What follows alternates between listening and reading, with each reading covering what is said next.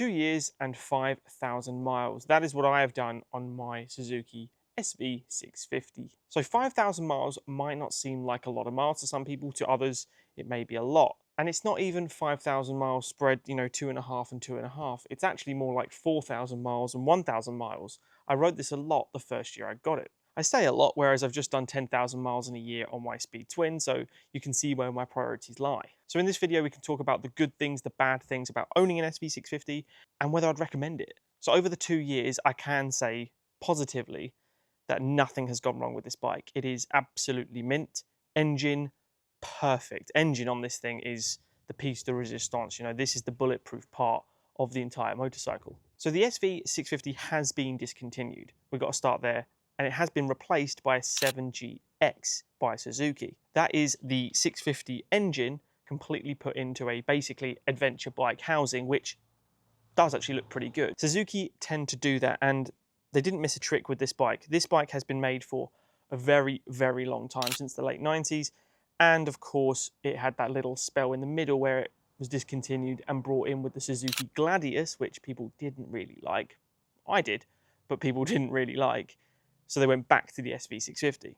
They've included, of course, with the new models, the trellis frame, which I think makes it look like a Japanese version of a Ducati Monster. Ducati fans might disagree just because it's got a trellis frame, but from far away, I've had a lot of people say it does look like a Monster, and I do agree with them. It does look like a Japanese version. Mine's technically the X model, which is why it's got that cowl and this tuck and roll seat, but the bars, to anyone that hasn't seen this bike on the channel before, the bars are Harley drag bars. I didn't really like the clip-ons, but I didn't like the standard bars either on the original 650.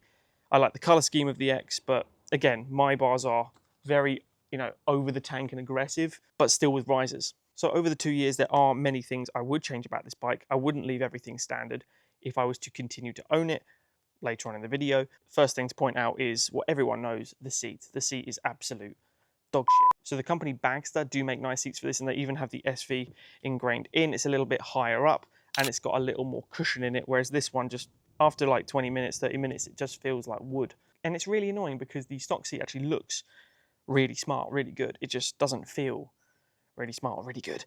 So the company that you can go for is Bagster, or if you want to spend a little bit more money and you really love this bike and are never going to get rid of it, I would go for a Corbin seat, but then you're looking at, £500–600 minimum.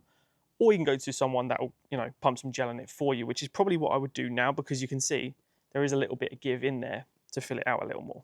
I've mentioned the bars. That was like one of the first things we did on this bike. I did about 500 miles with the clip-ons and was just not feeling it at all. And I didn't want to get rid of the bike, and I didn't want to get the standard bike either. So me and my dad spoke about it, and we put some Harley drag bars on here, which are super aggressive, very over the top.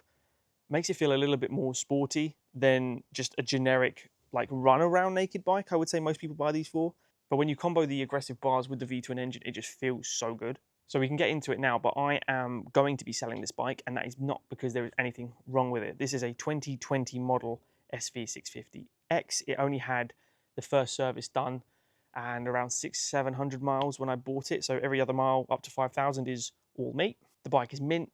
It's perfect. I love it.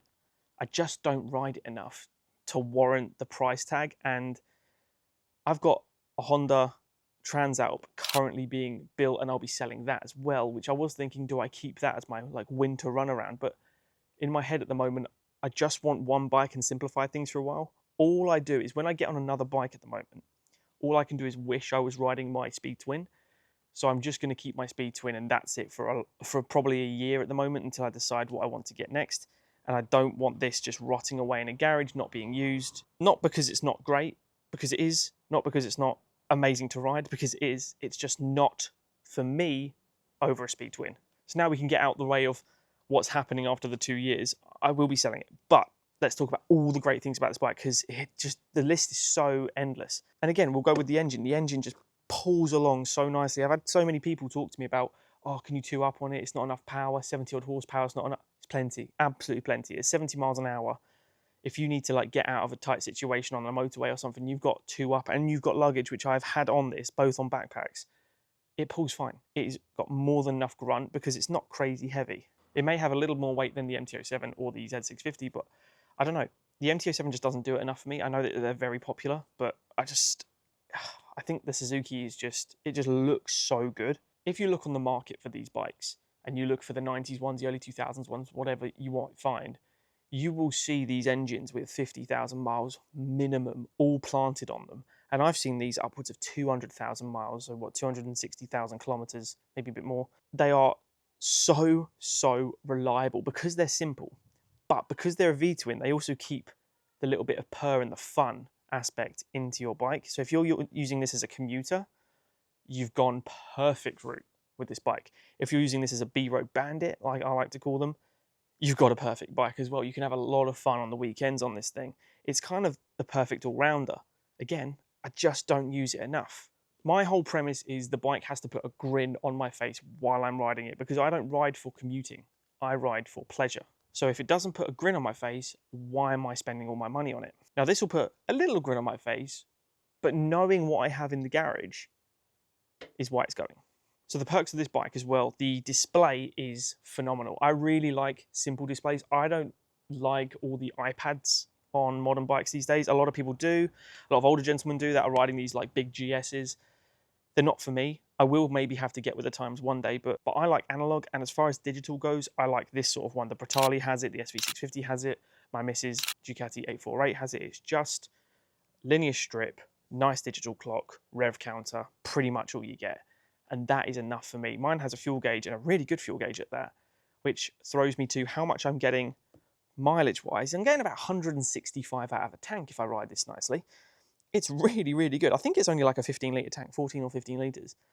But, you know, when you get to the garage, it's never on empty. You've always like putting 10 litres in or something. I seem to always get about 160 miles out of a tank. It's really, really good. If I was keeping it longer, I would probably get rid of these mirrors that you can see quite a lot in them. I just think they're a bit ugly, and I would stick bar ends on and probably have the undercut bar ends as well so they don't take up room over your levers. Definitely do what I did when I got the bike and put crash bars on it. I got ones that actually look quite nice. You don't have to go crash bars, of course, but that's a modification I do like. Controversially, with the can, I like the stock sound of this bike, and I also like the look of the exhaust. I know that's controversial because most people hate this exhaust, but I like it. So I don't care about changing the can, but you can get really, really nice ones here. I think Agropovic actually do the best looking one for this bike because it's similar style to that. It's just a bit neater, a bit thinner, and obviously has a bit of a growl to it. So as I mentioned earlier about what I actually paid for this bike, it was less than $4,000, and now with 5,000 miles on clock from a 2020 version, you're looking at around 4.3 to 4.5. So I'm actually going to be making money back on the bike, which is insane. It never happens with motorcycles. Everyone knows that. You always lose money, pretty much no matter what, unless you keep it long enough to become a classic again. Very few bikes, cars, whatever you make money on. Most people just, you know you're losing some depreciation value, but this thing is unbelievably good. I'll play it on this as well. But one of the good things I like about this bike, a lot of modern bikes have it now, but Suzuki's like timeless instant button starts. If I just turn the engine on, this hasn't been started in probably about 3 weeks either.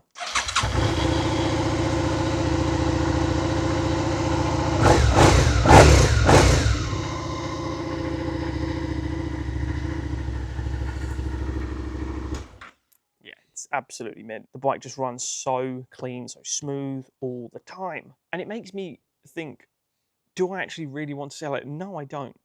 I don't want to sell it. But I will sell it because someone else deserves this bike. Someone deserves to ride this thing, and it doesn't deserve to sit in my garage and just rot away because I've got, in my opinion, a bike I'd rather ride. And I think that goes with a lot of people. If you've got the money to kind of just keep bikes stacked in a garage just because you like them, oh, I love that. I envy you. I could let this just sit in there. I don't need the money, but I'd like the money. It's quite a lot of money just to have sitting around there, and I could be using that in other aspects. I could save it. I could, do whatever, put it into stocks for all I care.